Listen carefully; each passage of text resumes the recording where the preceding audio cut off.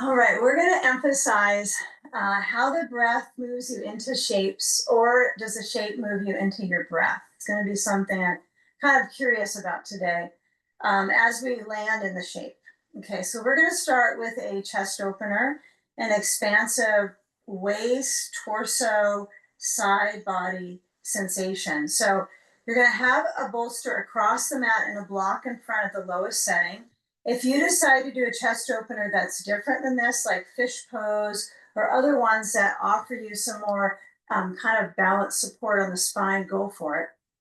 But I'm going to offer this idea, and I do want you to have your belt connected. Everybody should have a big loop, all connected, right besides your bolster. Okay. Now, as you sit and lie back, you might kind of feel the elevation of the tailbone. I mean, it's usually dropping down most of the day, so it has a little lift. And then as you lower back, let the prop support you so there is not too much deep tilt in the tailbone, okay? So when you lower back, get on those blankets for neck support. See if you can find where is the tilt. It is going to come from the tailbone, but I don't want you to create such a deep, deep arch. So feel that you can blend the arch of the lumbars into the torso and the ribs. I mean, these ribs are not bars, okay? But if you kind of notice the feeling when you get your sand across them, and you don't have to sand, but you might, across the ribs, or you can have the sand on the tops of the thighs, you might feel a balance of breath. I think the sand gives me that sense of balancing my breath. So the legs can extend down, and they can also stay bending and pointed up. Okay, I like to take the first few moments to let my arms motion out and then make the decision if I'm going to keep those two blankets under my head if it's too much.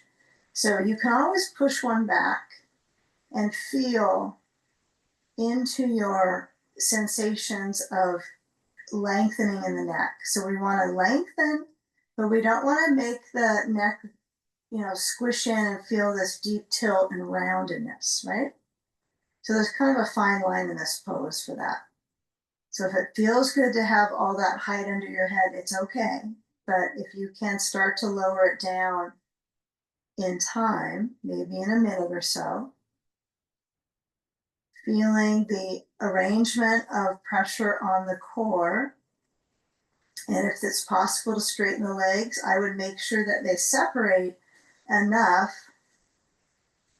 so that the separation of the legs also allows you to ease up the hip in the torso and into the back. Okay, sand can go down to the tops of the thighs, or it can also be removed. And so feeling how the breath connection. So I'm thinking in this one more like the shape, right, influences how I'm breathing into the body. So it's something that you can meditate on when you're in practice in these restorative therapeutic shapes.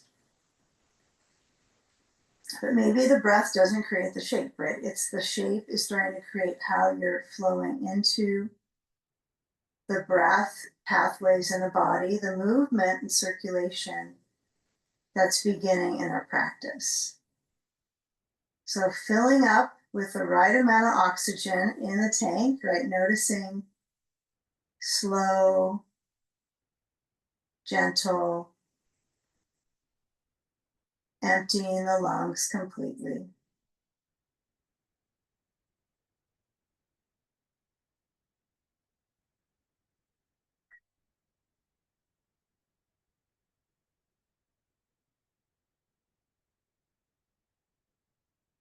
Now, as you let the arms open out, the experience of the chest, right? These primary, respiratory lanes of circulation, right? Chest, lungs, bronchial tubes, throat area. It's okay to just let them relax out. right? You don't have to try to squeeze the bolster with your blades. You might find that's a way to start to get the shoulders back. But at some point, as we get ready to move our body into a little bit of inverting in the beginning, this kind of field of openness in the chest, you want it to be soft, because we're going to let all that gravity, in the influence of going upside down, to flow quite a bit of energy in towards the chest for a good cause for the heart.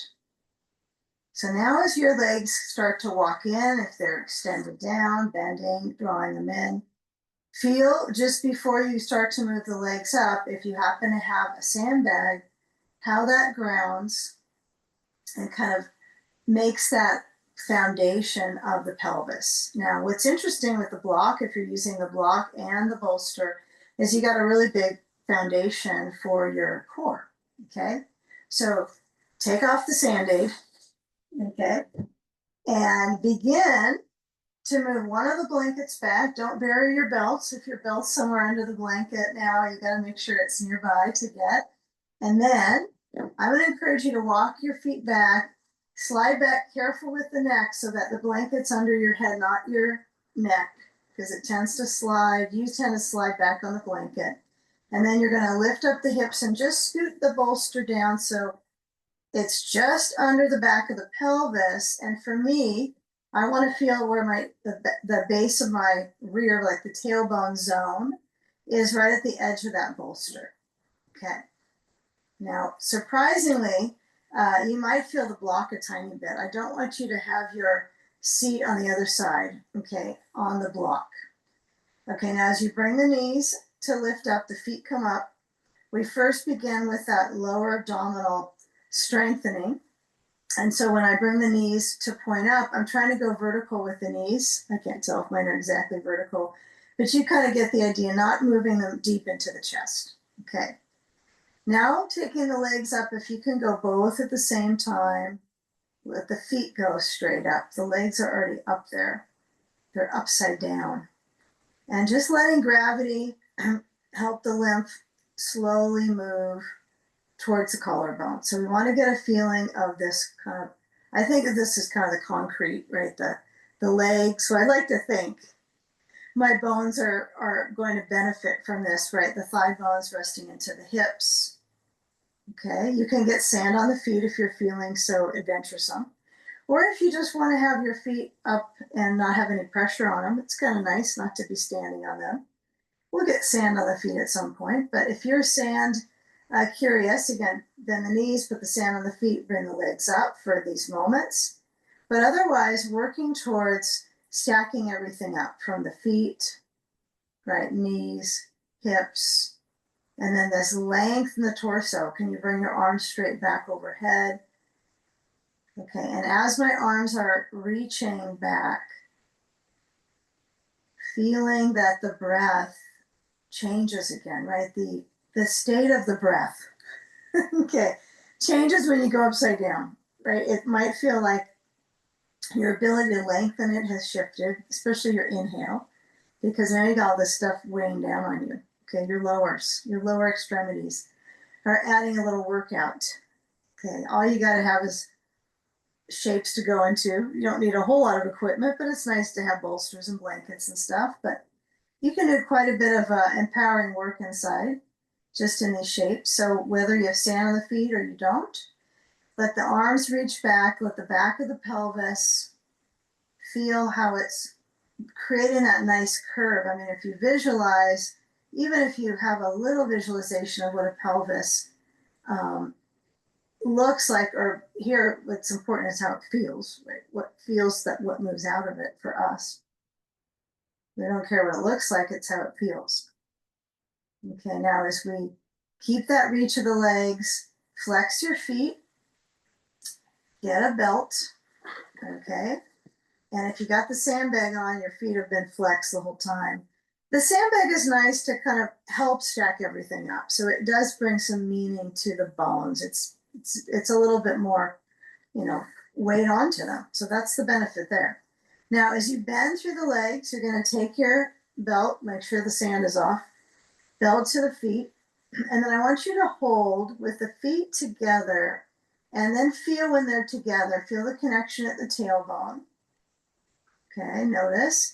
And then as long as you've got a big loop, right, this might be a little too ambitious here. Don't want that big. And then I move my feet out, my legs move out, and I find just the right width that my tailbone, this area, my tail area, has gone from narrowing to widening, right? So it won't be quite so pinchy. Okay, we don't want pinchy feelings. So with my feet out, you might bend the knees. You don't want to turn them in and twist them. You don't want to turn them out. You don't want to twist them. So just let the knees relax and be happy knees. Okay, happy knees at last. Arms are out in goalposts, no sand needed. I don't think this would be a good idea to add sand to the ribs right here because of all that circulation flowing towards the collarbones, the leg pits, the abdominals, the collar. You don't want to, have a place that's stopping that flow when you're inverted. Nothing on the abdominals or the ribs. Okay, now take just a few moments here. Eyes may be relaxing so you can just feel the awareness of circulation in the body when you go upside down. Belly is in motion. Inner world is getting very active now with reversing the directional flow back to the heart. Just give it a few moments.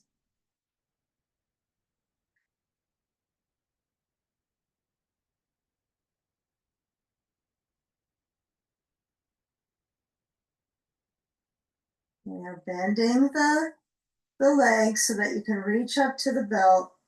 And then as you pull, you're going to slide the feet together and then start to come into one leg up. So we'll go to the right foot up in the belt. I'm just trying to avoid saying brain float too fast because I want you to feel the simple thing about a leg up in the belt and the left leg lowering down. And the left leg could come down with the sole of the foot on the floor first so that you can decide, do I need my bolster higher? Do I need a little lower? You might want to kind of move a little so that you feel the support of the bolster. I don't recommend moving it really low. That usually ends up with back discomfort. So I'm going to get my sand, add it to the top of the left thigh. And since I need my hands to do that, I got to let go of my belt.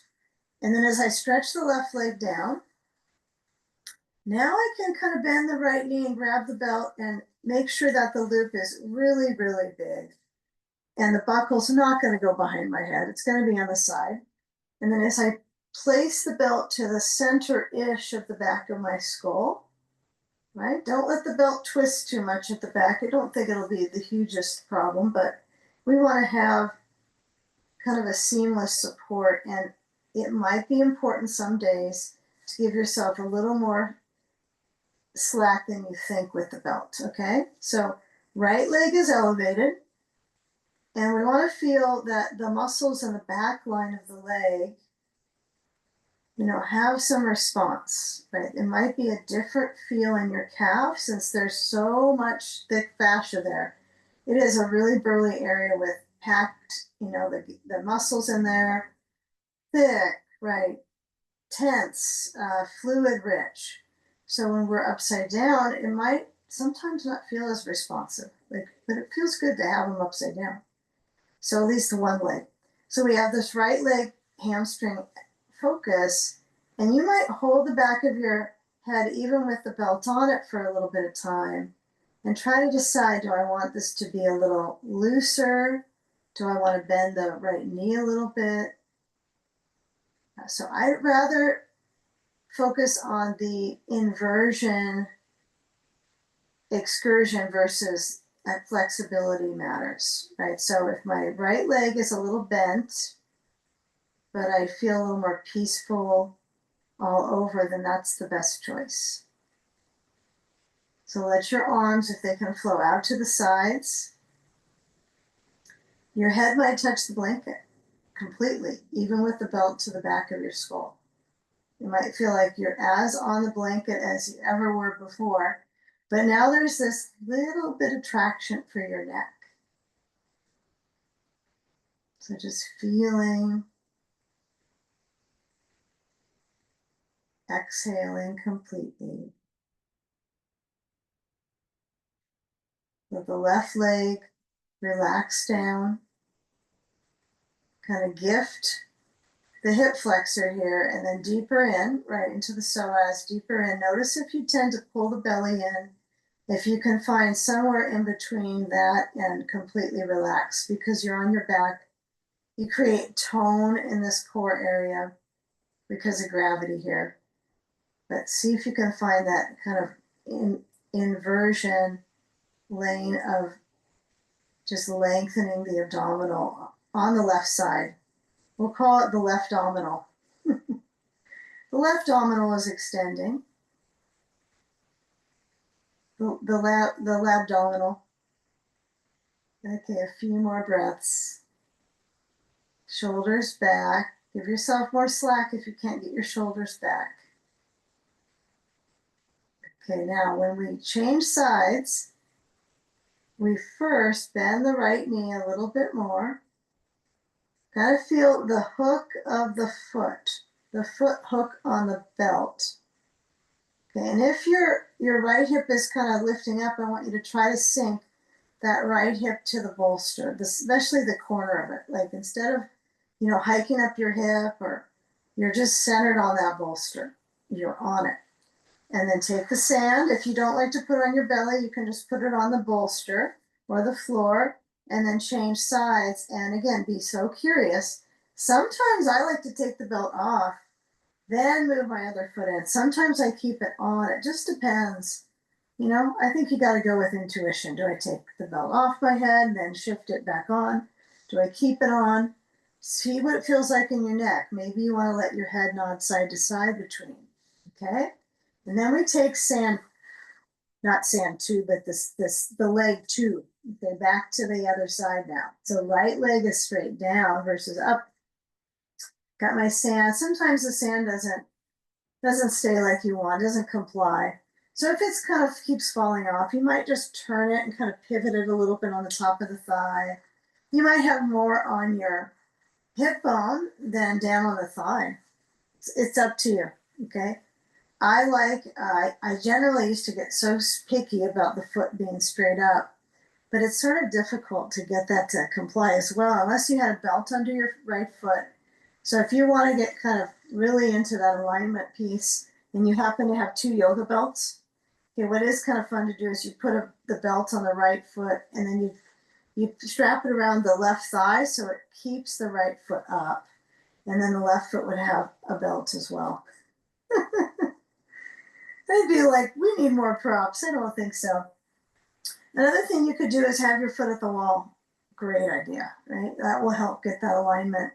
But for now, we got one side to work on primarily, and then the right side to relax down. And so as my arms open out, maybe you don't hold on to your head. Maybe on the second side, your head comes up more. It's happening for me. So I'm just trying to figure out, what is that about? Do I bend my left knee a little bit more? You don't have to be a perfectionist from side A to B, but I would say be a little curious. This is just dabbling in a little bit of time in your day to take care of, really make this practice efficient. As I know it's lengthy sometimes, but taking the time in each shape. Kind of check the boxes, belt on foot, about the ball of my foot, legs upside down, belt around the back of my head, center it, not on my neck. Right leg extends down. And you can always opt out of the belt behind your head. You can have your hands holding your belt straight back, so the palms would be together, the belt's around the webbing of the thumb and the index finger. And I just stretch back. Okay. That feels pretty good in the waist. Okay, so give a few more breaths here. Whether you're holding the belt or your upper extremity, your limbic brain is holding it. And it doesn't get this opportunity very often, just doesn't. So use it to help you with traction here in that cervical vertebrae. Don't use it to jam the vertebrae. Use it to help you get traction. So if you kind of just strum the neck area, you can feel it, just a little bit of length. Give it, don't get too flexy on the neck. Think about one of those like flexi straws. Okay. See if you can just lengthen it back a little bit. Breathing. It only helps.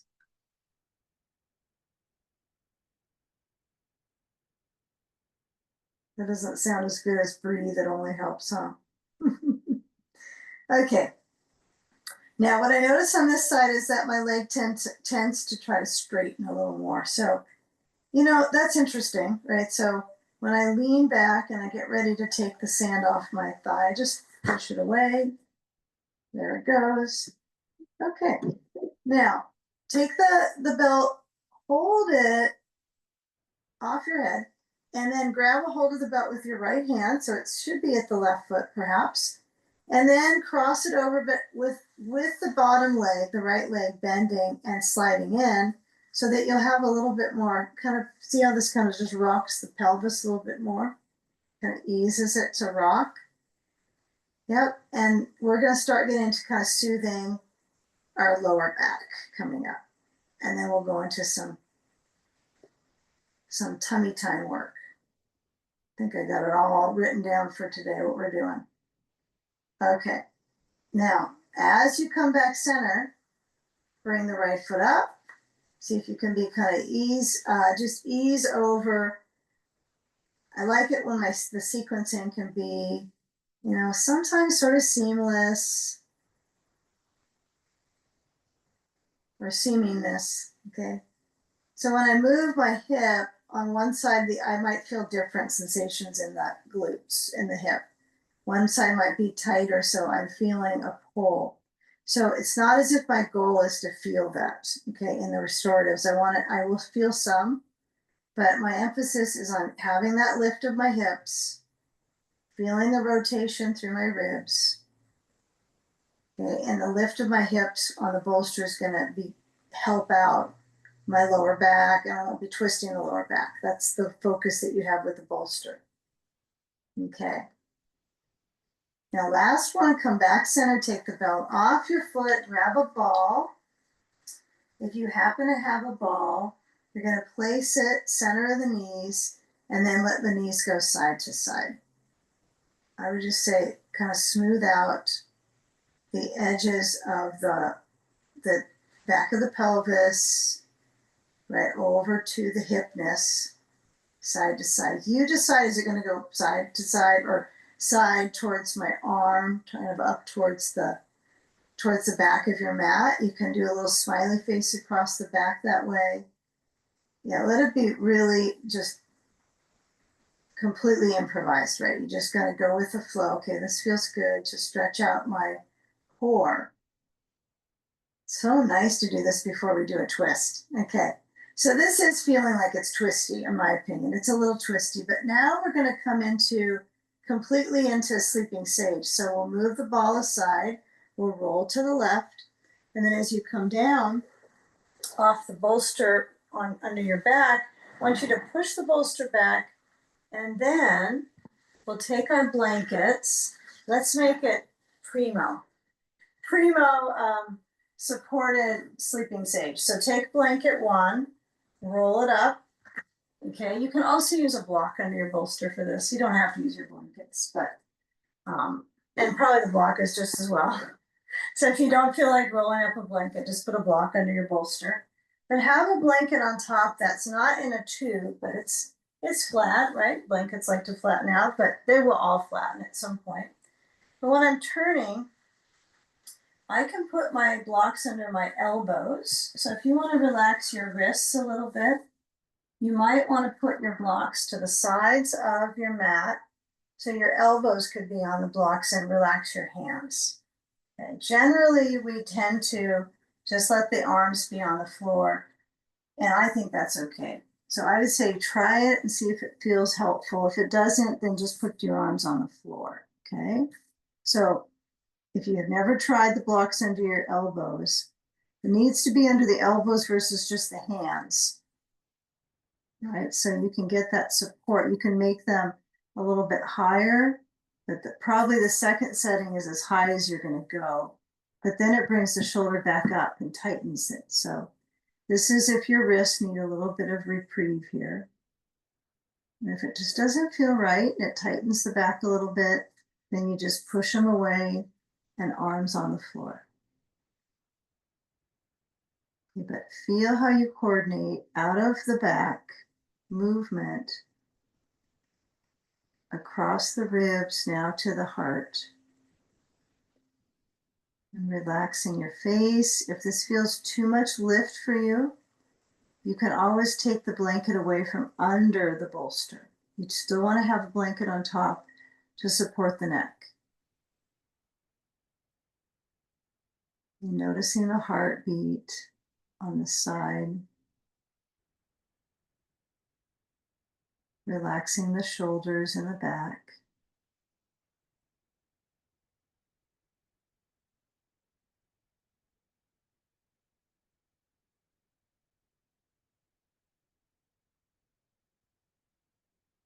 Maybe focus on nose breathing. This could be a good one for that. Relaxing the face, the jaw, the mouth closed. Mostly because you're pushing into the body, not having anything pushed onto it. Pushing down in.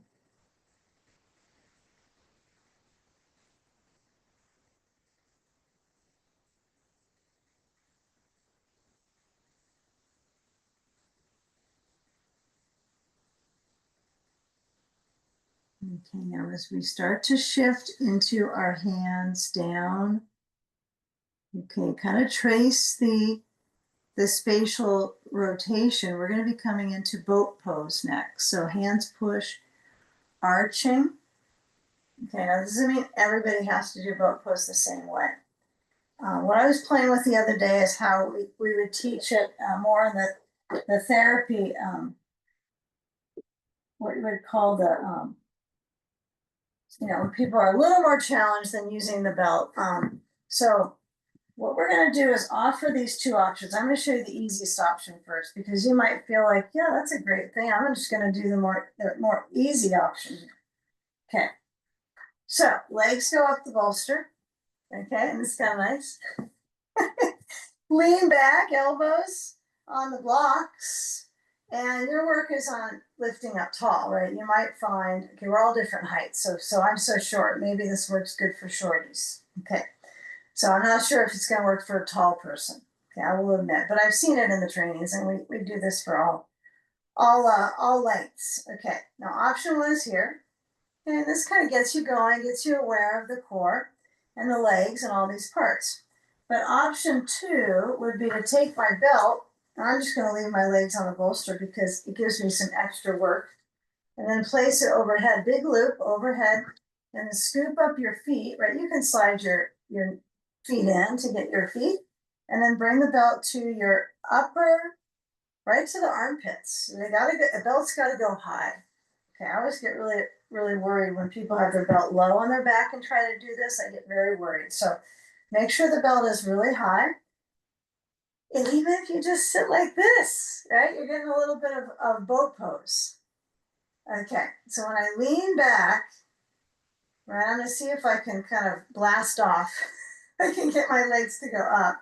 I want to make sure the buckle is connected. Everything's connected to it. So it doesn't suddenly, I'm not going to go very far, but it probably wouldn't feel that good if that unbuckled, if it broke. And then I come in. Now the feet are a little bit unhappy on this one all the time, right? So when we lean back, see if you can lift off, and then bring your arms forward in boat pose.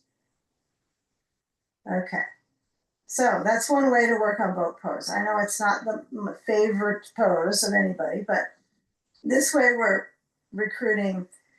I don't feel a hamstring event as much as sometimes I might, but what I'm going to do is push into my into bending my knees so I have a little more resistance across the back. Hold the belt. This can be really helpful, is to hold the belt. Hold and pull, and then just slowly try to lengthen out the legs and make it really go slow, slow, slow. You might fall out, okay? Fallout happens, okay? You might not experience that you can hold it very long. And then as you lower down, right, then you try to sit up tall again. Okay, so use the belt for you to get some feedback, right, into your back muscles. Okay, you're just trying to not sit up tight, but sit upright. Okay, try it one last time, bend the knees, or if you decide I'm going to take a water break right now, that's okay. Lean back so you're on the coccyx, right? So it's a funny feeling, you know, where you're balancing, and then start to straighten out. And you don't have to go straight. You could be a little curvy on the knees, okay? And then pull the belt and then start to lower down. You might crash. Okay, take your belt off your feet. It's a nice way to do boat pose. Okay, now we're gonna come around to our sleeping sage on side two. We're just changing it up today. Amazing how many different things we could do with the same stuff we've done all along. Okay, turn to the right hip next to your bolster. And then left leg stretches back. Now, some people might use a ball. For whatever reason, side sage, the ball works a lot better under the knee. I just don't want you to push the knee up when you're twisting. Okay, you can have the knee with the ball when you're lengthening the side, but when you're twisting, pushing my knee up on a ball might be a little harmful, all the way up to my SI joint. So I want my knee down, and then I'm going to just lower down. I prefer no block, I think. Some days I like it, but right now it doesn't feel great. So my head down, arms relaxed. Yeah, if you want to just get some relief, maybe the blocks work only for those of us that feel like, okay, my wrists really like this, right? You can move them as far out as you want or close in. And as you rest entirely into the shape.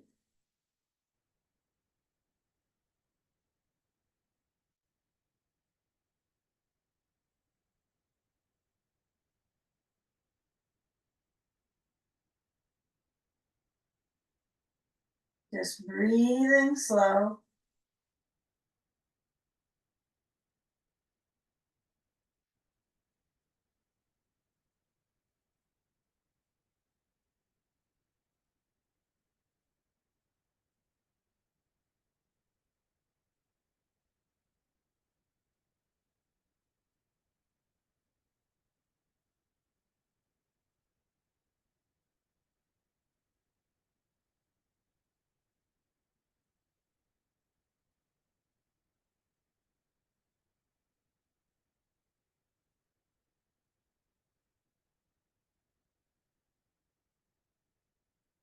Okay, now feel how the back, whether you're on the blocks or not, feel how it kind of spreads out in the shoulder blades. There's kind of an openness in the back. So now when you slide your hands in and you start to come up with I call this the twisted up dog. And then I'm going to guide my left thigh on top of my right thigh. So a little easier on my lower back to come out. And then we're going to shift and start to work into our tummy time. Okay, because our back area, we're going to stretch that out. So take a blanket. I'd say just put it under your knees. You know, if you're like someone who's got my knees are hardy, I don't have any knee stuff, maybe you don't, but just in case. Like Ivy says, just an extra case. Just an extra case, Mom. Let's do this. Okay. So I got the blanket. And then I'm going to add my bolster for this one. I'm going to put it across for right now, horizontal, across the mat. Bring my hands down and then arch through the spine. Okay, now if this doesn't work on your wrist, you put you can use your blocks under your elbows. This can take a little bit of time to get organized, but it's probably worth it. If your wrists don't like that, why are you going to push on them, right? You got to find something else and still receive, because if you're upset in one area, it's going to be hard to receive that comforting length in the front if your nervous system is saying ouch wrist, ouch wrist. Or is it wrist out? I don't know which is first. Okay, so lengthen. If your feet are pushing against the wall, that can have its benefits, but maybe just let the feet relax a bit here. So feeling, I think I like this on the elbows with the blocks. Yeah, this is good. You can spend time in it. You don't have to push your hands down into your wrist energy. Breathe, stretch out through that front vine of the spine. If you get a little tired, it's natural. You're going to let your head bow down and try to let your ribs move a little bit back. Okay, does that make sense? Okay, what I'm doing, okay, is I have the arch here, and then I just let I'm not just dumping my head though. I'm trying to move my ribs back a little bit. Okay, and then I come forward, Sphinx pose. This is a little bit like cat cow. Okay, it's kitty calf. It's a little more subtle, kitty calf. Okay, last one. If you're not participating in this part, that's okay. You can stay in your Sphinx pose. Okay, now feel the front of the thighs getting that stretch. That's your key focus. Okay. Now, are you gripping your glutes, right? I mean, that means, are you squeezing your rear muscles? Okay, relax them for a moment. It's okay to do that, right? Because you're protecting your back. I mean, you're doing this naturally sometimes. Okay. So when you come back up to hands, knees, or if you can't be on hands, your elbows could be on your blocks. And you're going to round the back into cat pose.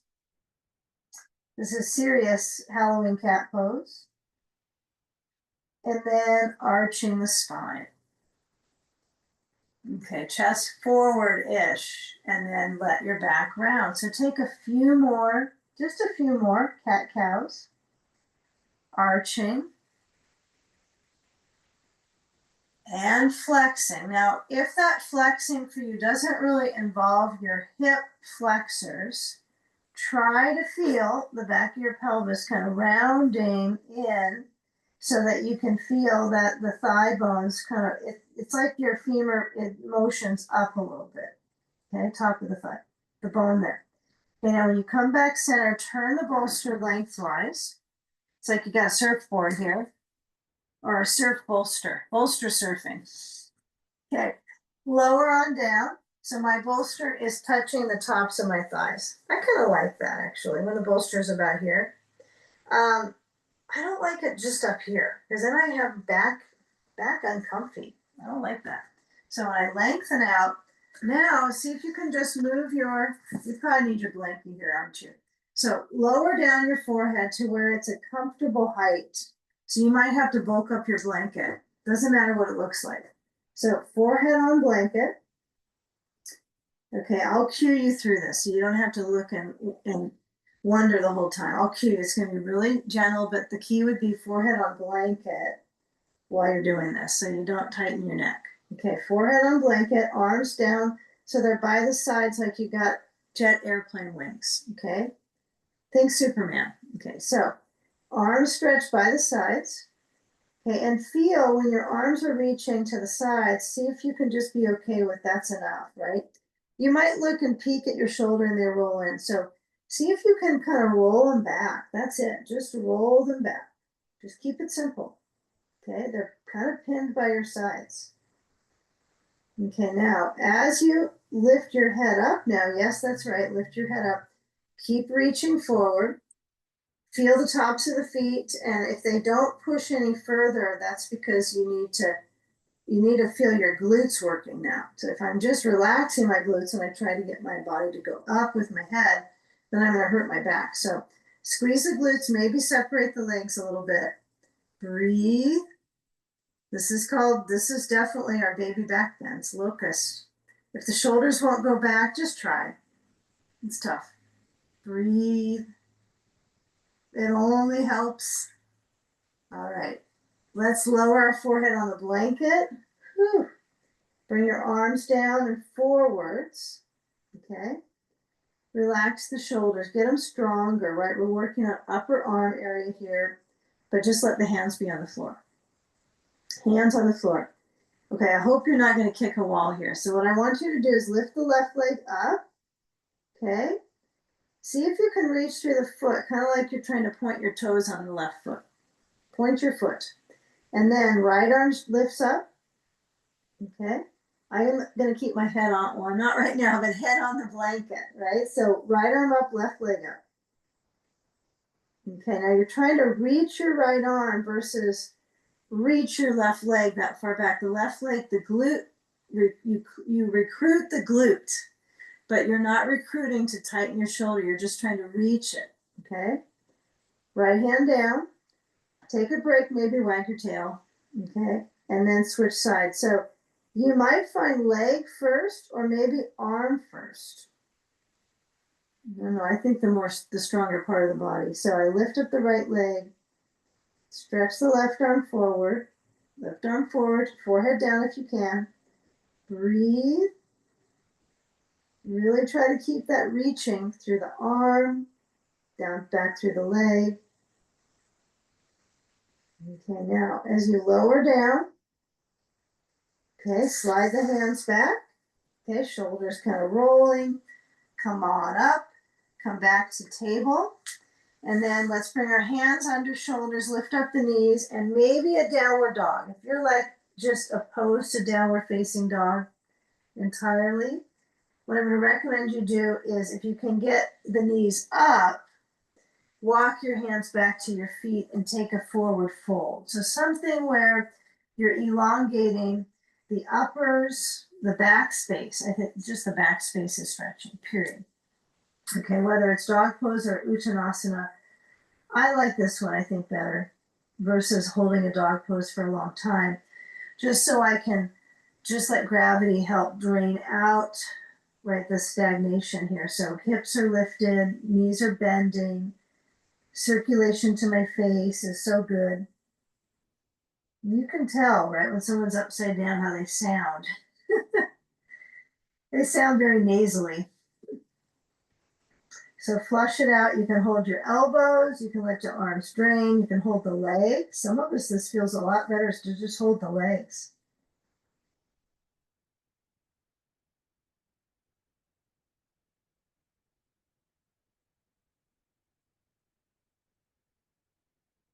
Okay, now as we lower our hands down, we're going to walk our way on forward and we're going to start to come into a lunge. So lower down the knees.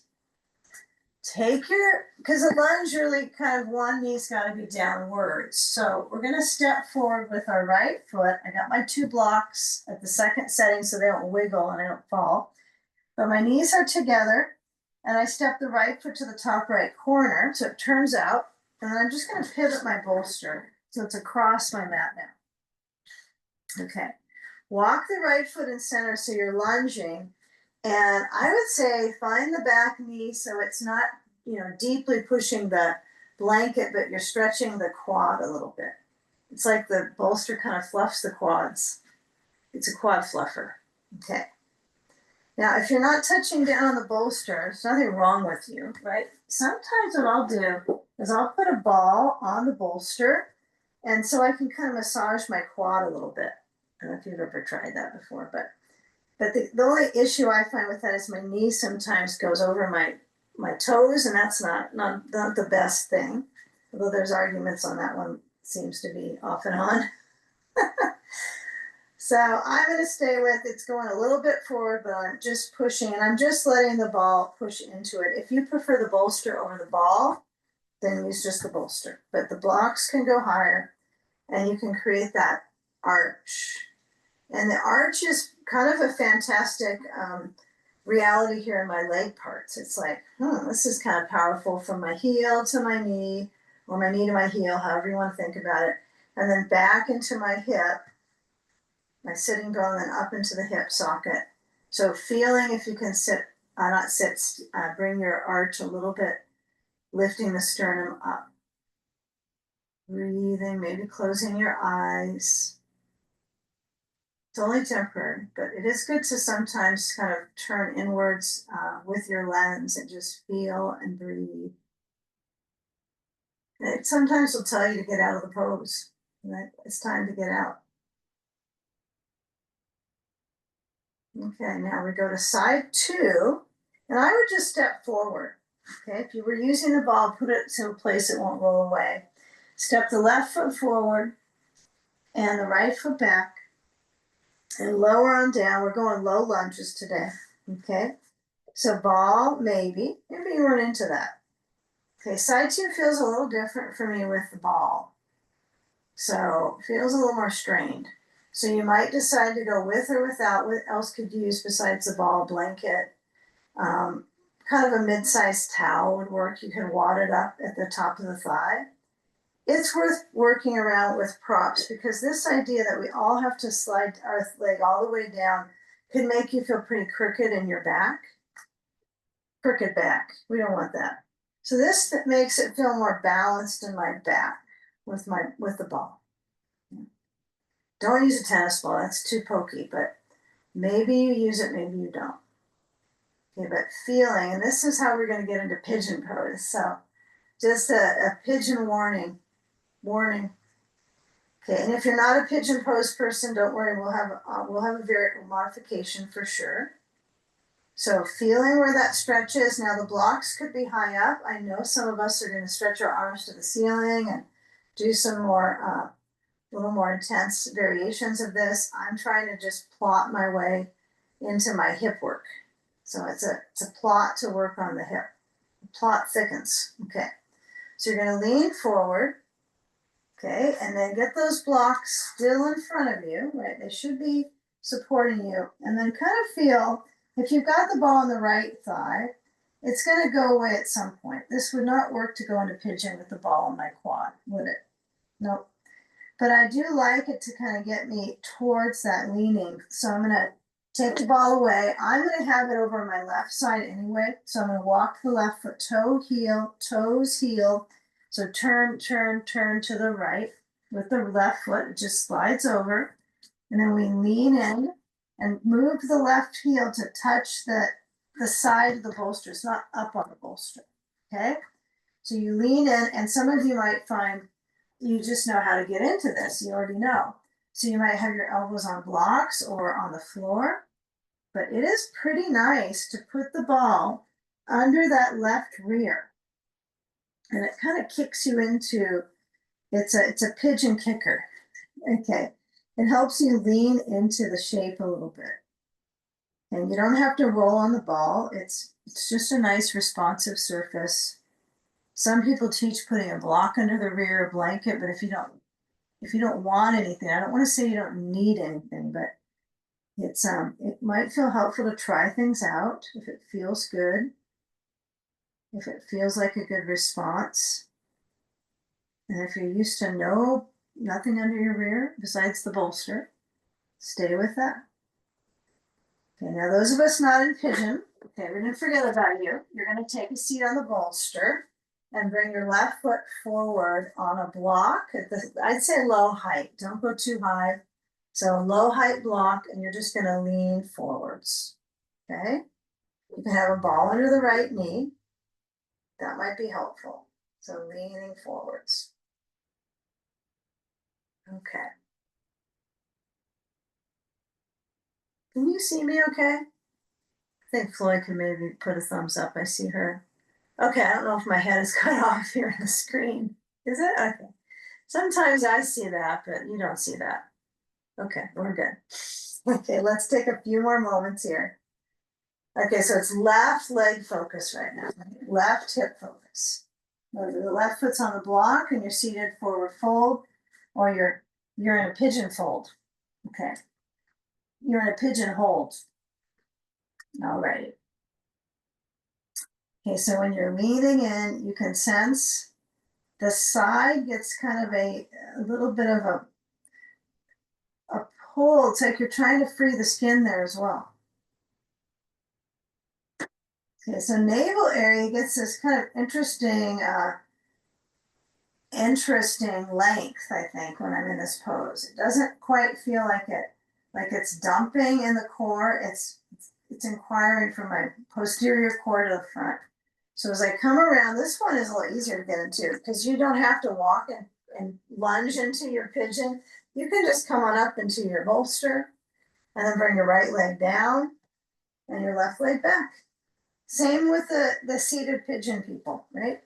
So those of us on the bolster with our leg forward and the ball under our seat, right? Remember, this is an option, and sometimes side two, you might have more challenges with a knee or a hip or a recent injury, or it could be several different reasons that you need some more cushion or support under your seat. Okay, so that's up to you. Some of us like to be exactly even side A, side two, but we're not actually exactly even inside. So as you're leaning down, okay, feeling if the rib cage can stretch a little forward in the arch. Breathing.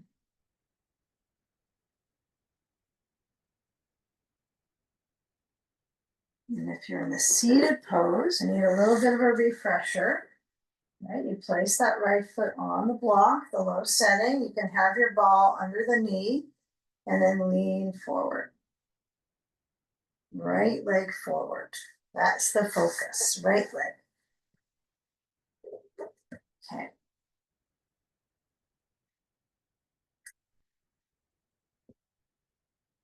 Nice few homes. This will be a nice excursion into side sage from here, so I think it will be kind of interesting. And you probably feel the side of your hip, right? You're feeling kind of the side beam of the leg on that right leg right now. And since it's kind of warmed up from this shape, we're going to basically put weight into it. It's going to be heated. We're going to do a little bit of weight bearing into the hip. So take the last few moments here. You can let your elbows rest heavy, breathing.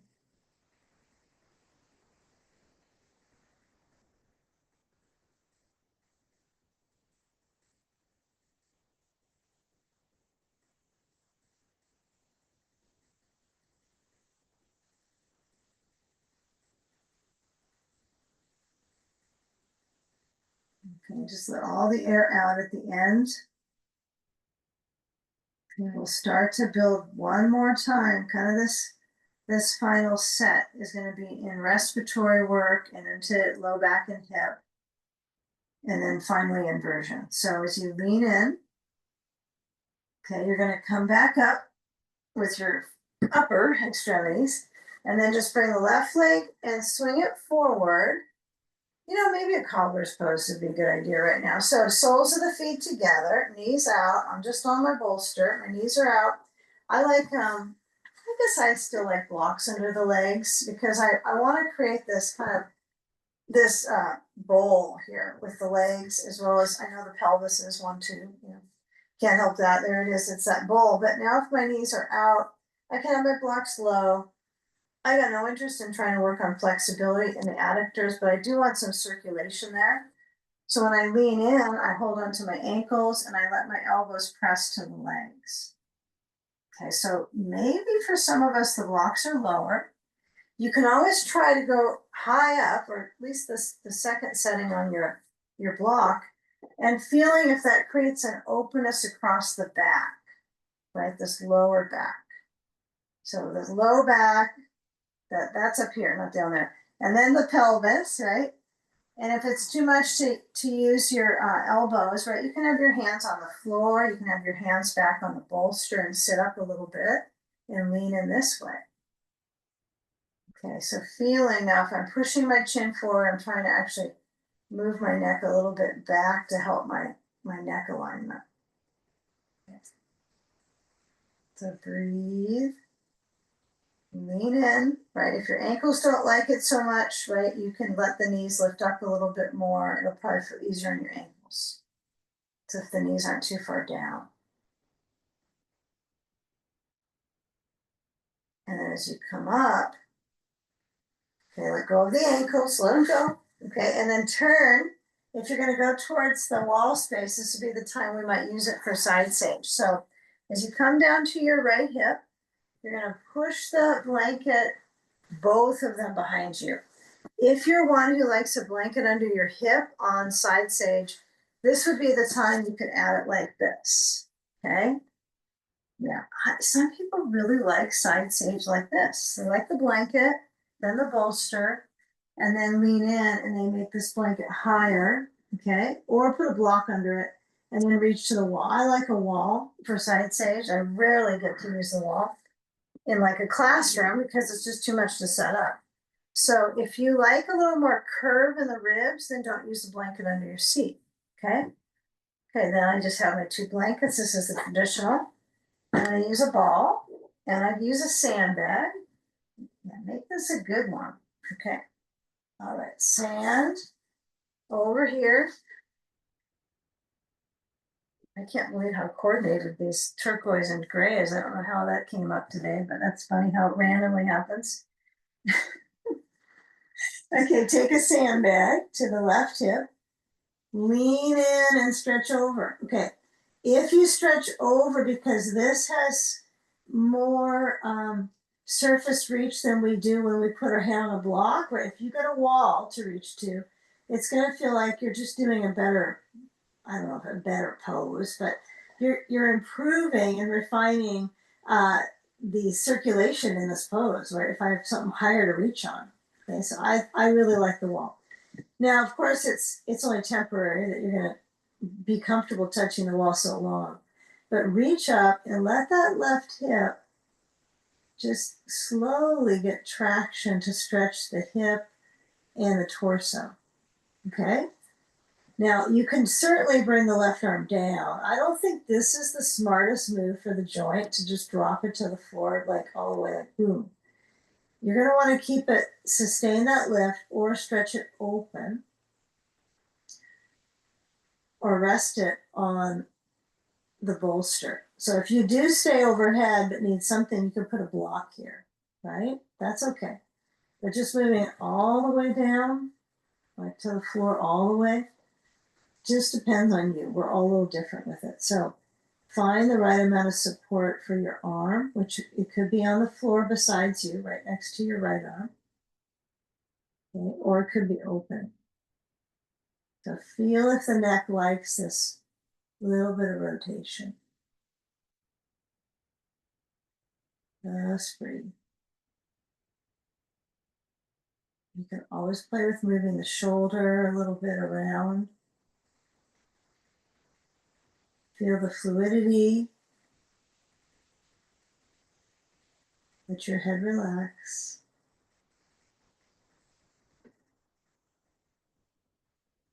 Take a few more breaths.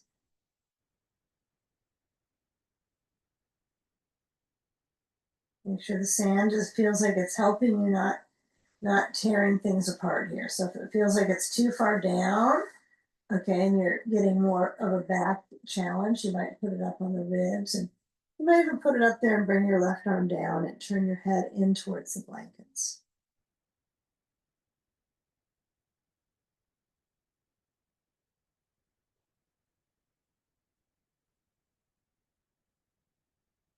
Okay, now as you shift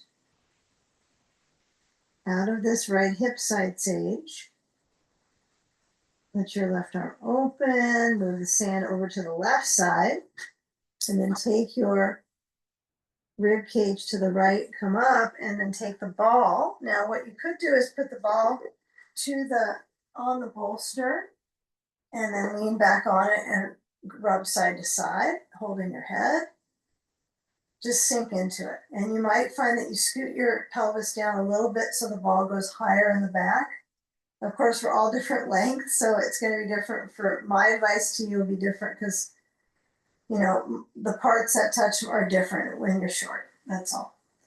So when you slide down, it might feel like, oh, that's a good spot to get in my upper back. Yeah, let it be just pure. It feels good to squish and to free that skin and to get that surface muscle texture to glide, just gliding on the musculature. Okay, whether it's just going side to side and that's it. And then you're gonna roll to your left. I know, try to roll your ribs. And then take the ball, okay? And then down to that right inner leg. It could be knee, it could be inner thigh. It doesn't have to be knee. It doesn't have to be. It's what works for you. And if you don't like to use the ball, that's okay. So as I add my sand, I'm going to take a moment here to carefully get it across. And others days you probably want a 6-pound sandbag. So what I learned last pose was that my sand was on my hip and I liked how it stretched my hip, but then it started pushing my hip back. And I think what really that does, it's pulling your sacroiliac, and maybe it's better to be more basic line of energy on the side. So just caution, if the sand's pulling you in another direction, feel like it helps you commit to being a side stretcher, right? That's what you want. I'm committing to the side stretch. If my hip starts dropping down to the floor behind me, that's probably no longer a good side stretch. So as the arm reaches, my left arm in between is right in the gap between the bolster and the blankets. And I like to fine tune where my head relaxes on the blankets, whether I'm tilting back or I'm tilting down with my head. Breathing slow.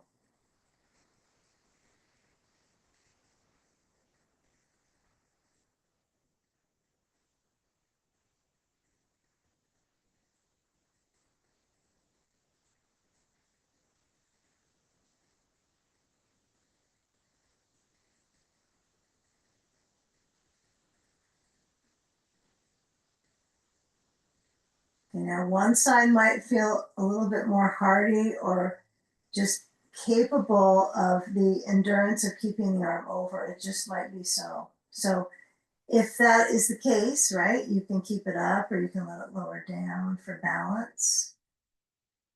Okay, there could be all kinds of reasons that happens, right? It could be that your head is rolled to the back and it's easier for you to keep the stretch. It makes sense, right? Because then I'm adding my shoulder, then my rib cage and my chest when I'm on the back of my head. On the side, I'm just kind of straining my rotator cuff a bit more. So take the time to just feel for what works for you, what seems the best, right? Okay, now let's take the last few moments here. Breathing. Remember, if you're rolling your hip back, but not your ribs, it's going to strain your back. So remember, you might want to lean more left sometimes, even though it seems like it's too boring, but stack it up, right? So you get all the weight bearing in the bones. Okay. All right, now moving the sand off. It kind of comes off on its own, right when you roll usually. But when I turn to the left, this time I'm going to roll my ribs and then come up off the bolster and then take my blankets to the back now and push the bolster. Let's put it on the, so you're going to face to the wall. Now, if you're not a wall person, which is okay, you don't have that there, you'll have your feet on the bolster, okay? So if you don't have a wall, you're going to have your feet on the bolster. Okay, if you got a wall, I want you to put your bolster on the right side of the mat and then scoot to the wall. Okay, so I'm going to get to the wall from my feet. I'm going to get one blanket, place it behind. I want you to have your block. Let's go ball. I was going to have it in between block and ball. So it was going to be ball. I don't think you can use them both together for this one. So you get close to the wall so you can get, the massage can go higher in the back. Okay. Now, certainly my teacher would say you really shouldn't use a blanket because it's just going to harm, it's going to curve the cervicals. Like, you don't need that. No one needs more of that. So what I recommend is if you need the padding under your head, just let it be very slight, like just like 3 inches, just make it so small. Okay. Now take a ball. Okay, place it center of the knees. Now, if you don't have the wall, remember your feet are on the bolster. And because you want height, that's why you want the wall. You get your feet higher. If you got just the bolster, that's okay. That's better than the floor, okay, to get height. So now, as you push into your feet, I can feel the knees comfortably when I lift the hips up.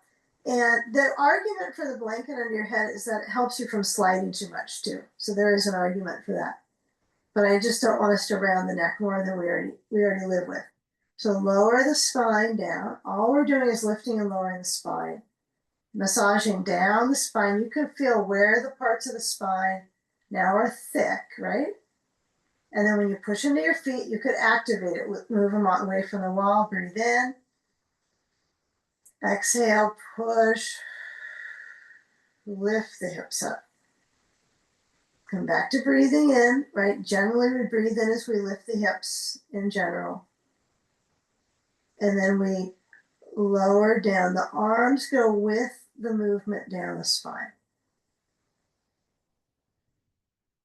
Once the tail lands, then it's time to go to the next one. So I'm not going to lift my feet and to move them off the wall right now. I like to keep them together with the wall, with the prop, with the wall or the bolster, and then just going up and down the spine. So let's say you're on the bolster, your feet are down, right? And you're lifting up and down. Okay, it's just the only difference is that you may not go as high on the back, right? You can see this becomes a shoulder stand.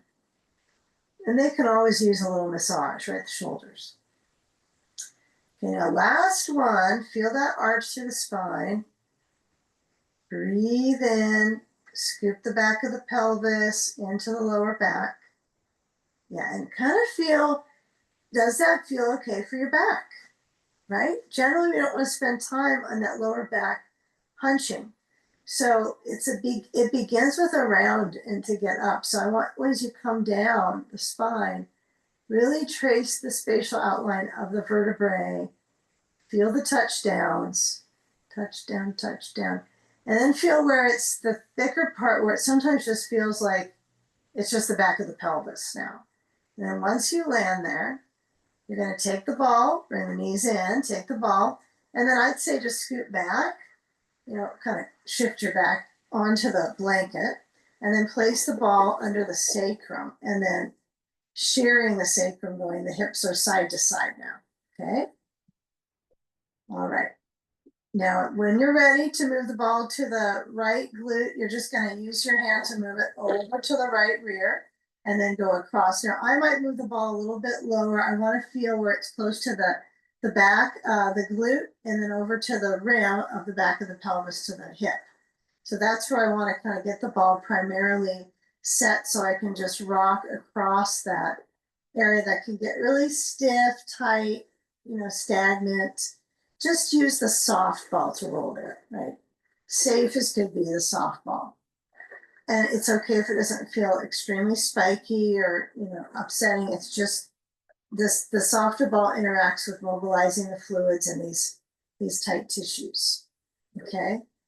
The ball has a broad effect, right, on the surface, the muscles, and the surface on the skin, that top layer. Okay, now as you come off the right side over to the side to left side, everyone's got the bolster on their right side now. So if your bolster was still at your feet just a few moments ago, this isn't bad that your feet are on the bolster. That's actually kind of nice. I prefer that. But I wanted us to set up so we did the wall, we weren't going to have the bolster at the feet. I guess it wouldn't have mattered, huh? You could have still have had the bolster at the base of the wall. Learning every time. Okay, did it really matter? All right, so as you glide across the glute, give it a few more moments so we got plenty of energy on left glute as we did right, okay? And then you're gonna lower down to the right hip, and then you just swing the left leg over to the bolster on the right side. Now, likely it's not that easy to get the leg to stay comfortably. This isn't like a natural, easy thing to do. So what you could do is put a block. I would say put it under the short end of the bolster so it's padded here. But if you decide you're going to just use your sandbag here, that's different. That will bring the leg down, but there's no guarantees it's going to feel good, right? So sometimes I'll just get really close to the bolster. I'll kind of inch over. And then my right leg is bending a lot, right? My left leg is up on the bolster, basically half a bolster bench here with a block under it. Left arm is open. Okay, that could be it. You could use your sand, and it is completely optional. again, it may not feel right. Sometimes it surely does, and sometimes it just doesn't feel right. Okay, relax the shoulder on that left side and breathe.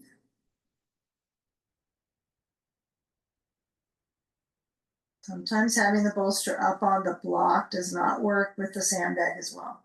So you sort of have to choose one or the other. Sometimes you can't have both. So if it's too much on your leg and your hip and you need the block, use it. Okay.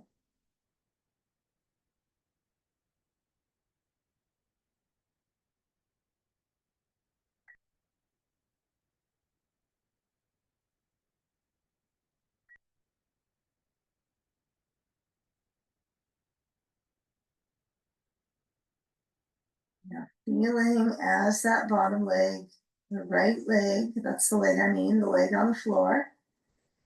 Feel that bending. Okay, and feel how that corresponds with, it links into the back of the pelvis and then across to the left hip. Gives you the curves, the contours that you need to make a twist happen.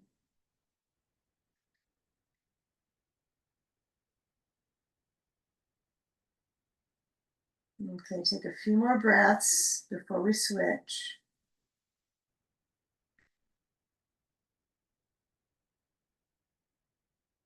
If you feel like there's further to go and like the leg has some tension, stiffness, remember you're stretching your hips. So sometimes the leg parts might feel, as you move your stand up, might feel like there's some, and you do want the bones to feel tone. I mean, the muscle over tone. You don't want to feel like the bones don't feel tone, but the muscle over. So it's sort of like you need a little bit of all of it, right? Okay. So come back to center means stability. So the hips could go side to side. I like to move my knees side to side. I'm not a big hip mover between sides. And try to not shock the sacrum. We don't bring the knees to the chest right away. After one twist, we have to go to the second side first. So I'm going to move my right leg over to the bolster on the left side now. Feel if you need that block under. Okay, the ball at the tailbone might feel really good. It might feel like sort of okay, but not really a great thing. Some people really push it inwards, and it gives them this kind of rebound feeling for their abdominals, kind of a stretch. I like it for the core, but not every time. It just depends. Depends on how things are going. Another day, some new feelings or less feelings. Okay, so arm is open. Rib cage is feeling like it's kind of a box right now. You ever done box breathing, right? This one's kind of interesting to focus into. Is I feel like this is like a box. It's like a breath box. So when you're opening that right arm, you might get lucky and find there's something over there to help you hold it up. My blanket's right next to my right elbow, and it's helping me keep my arm right where I need it to stretch the chest. So there's always an opportunity to get more support. Okay, but as your head rolls to the right, feel that big breath movement.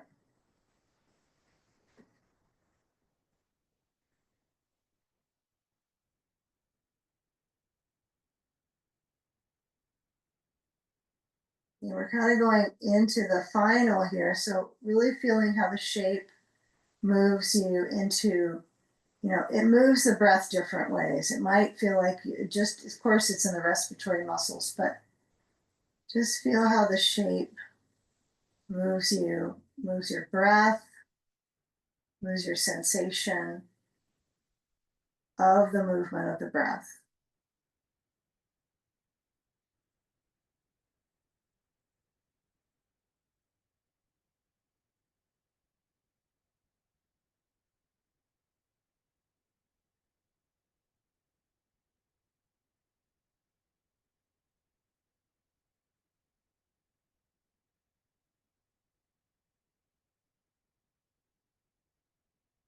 Okay, now move the ball if you have it.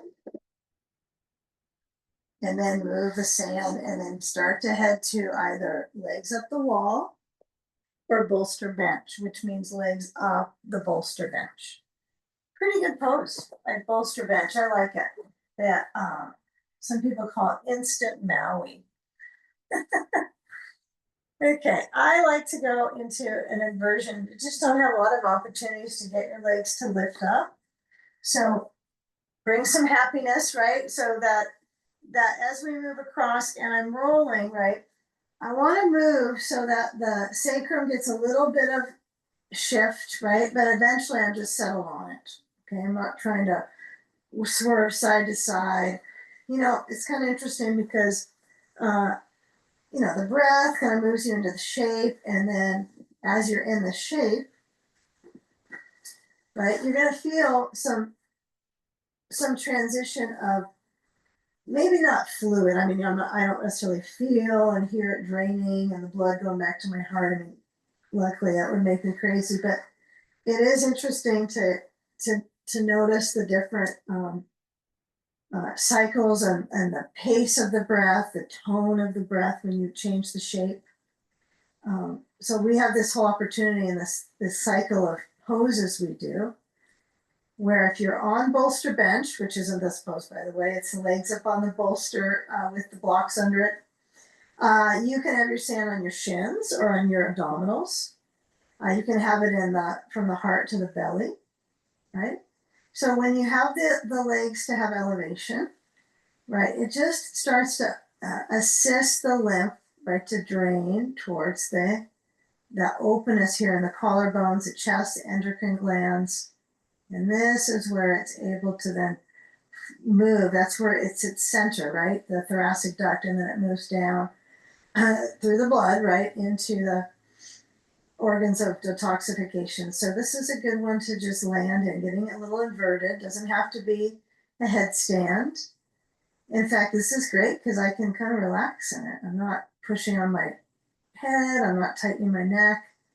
I can actually almost relax the feelings of breath, the movements, right, that create feeling around my ribs. And if there's an area that feels slightly sensitive right now that needs a little support, maybe you can direct your breath there.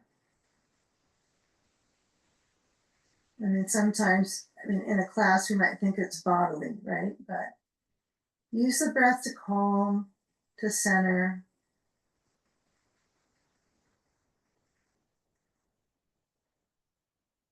Before you start planning what's right after this, even though you might have been doing that the whole time or you're headed there now, just see if you can take a few more moments of pausing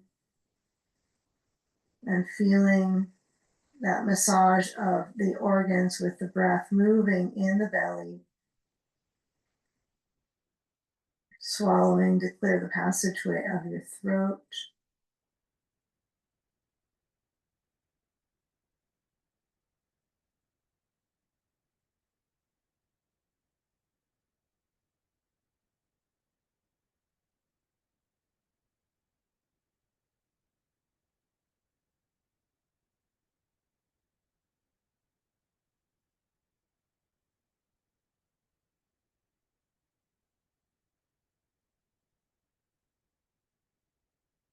And after we've energized that flow of lymph, right, we're basically kind of shaking the body in different directions, marinating it here, steeping it here, for this amount of time, reversing the flows, sides, back, front, into the brain. So resting the jaw, the face. And then as we start to shift the feet off the wall, just shift them off the wall if you got sand. And then bend the knees. And you might feel safe to just toss the sand or just carefully move it to the side. And then hug the legs in the back of them.